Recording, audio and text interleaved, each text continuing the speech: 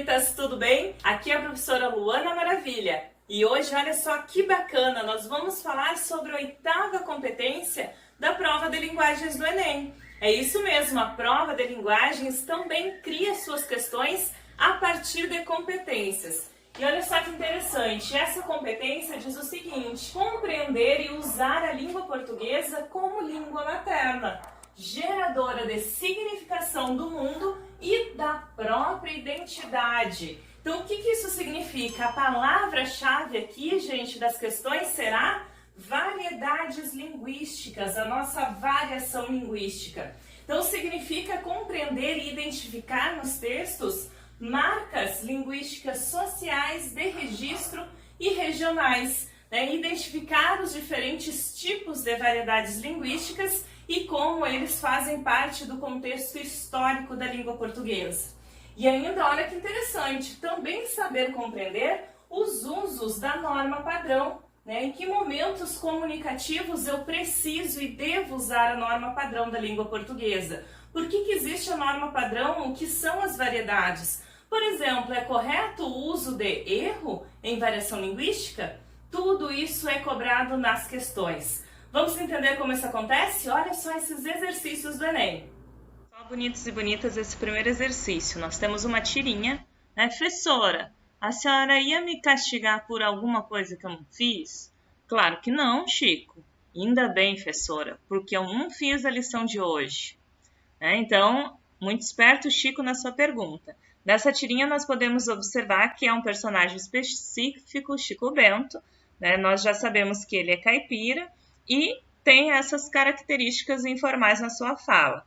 A linguagem da tirinha revela, tá? Pelo tipo de linguagem usada pelo Chico Bento, elas não conseguem se comunicar? Não, tá? Há comunicação. Porque a professora entende a pergunta, responde e o Chico devolve essa resposta. Evidenciamos o uso oculto da linguagem por ser aluno e professor? Não, tá? Porque o Chico não tem a linguagem culta. Expressões como porque, num, arguma devem ser banidos da língua portuguesa em qualquer situação? Não, gente, por isso que existe a variação, tá? No momento informal de fala não há problema de uso.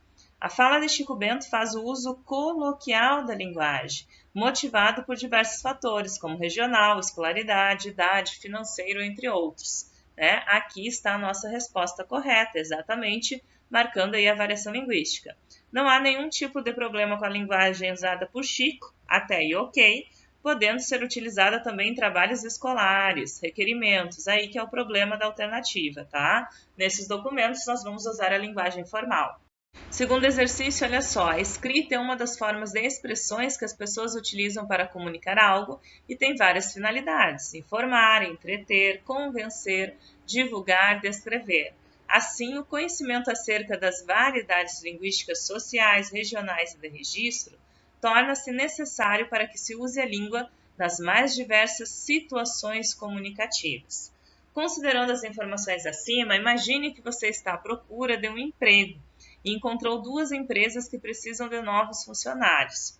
Uma delas exige uma carta de solicitação de emprego.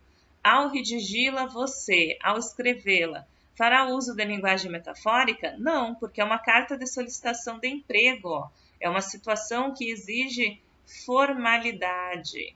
Então, não posso usar sentido conotativo. Apresenta elementos não verbais? Não vamos fazer desenho. Usa o registro informal? Não. Formalidade é formal. Evidenciar o uso da norma padrão. Muito bem, essa é a resposta. Uso de gírias também não. Tá? As questões teóricas do Enem querem que vocês compreendam justamente quando utilizar a norma padrão ou não. E para fechar a última questão, né, só há uma saída para a escola se ela quiser ser bem mais sucedida. Aceitar a mudança da língua como um fato. Isso deve significar que a escola deve aceitar qualquer forma de língua em suas atividades escolares? Não deve mais corrigir? Não! Há outra dimensão a ser considerada. De fato, no mundo real da escrita, não existe apenas um português correto, o que valeria para todas as ocasiões. O estilo dos contratos não é o mesmo dos manuais de instrução. O dos juízes do Supremo não é o mesmo dos cordelistas. O dos editoriais dos jornais não é o mesmo dos cadernos de cultura dos mesmos jornais ou dos seus colunistas. Tá? Então, temos aí uma reflexão, texto sobre variação. Círio Pocente defende a tese de que não existe um único português correto. Assim sendo, o domínio da língua portuguesa implica, entre outras coisas, saber o quê? Tá? Ter o domínio da língua implica descartar as marcas de informalidade? Não. Preciso saber que existem marcas de informalidade. Reservar o emprego da norma padrão aos textos de circulação ampla? Só esses também não. Moldar a norma padrão do português pela linguagem do discurso jornalístico? Não. É para isso que existe gramática. Adequar as formas da língua a diferentes tipos de texto e contexto, perfeitamente. Tá? Então, saber o elemento comunicativo do gênero textual e utilizar a linguagem adequada. Desprezar as formas da língua prevista pelas gramáticas e manuais. Jamais, nem desprezar a norma culta, nem as variações, ok?